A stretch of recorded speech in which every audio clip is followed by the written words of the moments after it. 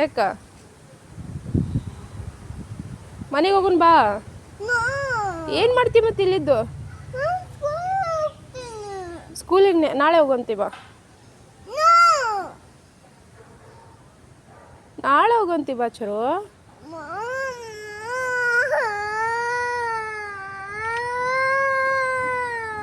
ಹಿಂಗೆ ರೋಡ್ ಮ್ಯಾಗ ಮಾಡ್ಕೊತ ಕೂತ್ರೆ ಹೆಂಗಮ್ಮ?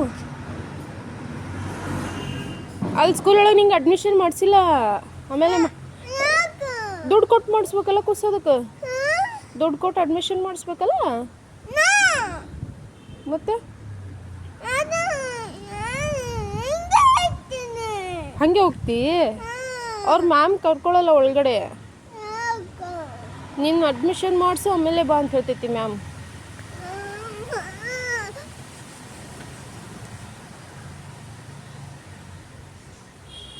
ಈಗೇನು ಮಾಡಬೇಕು ಹೇಳು? ನೋಡಲ್ಲ ಆಂಟಿ ಬತ್ತು ನೋಡು ಆಂಟಿ.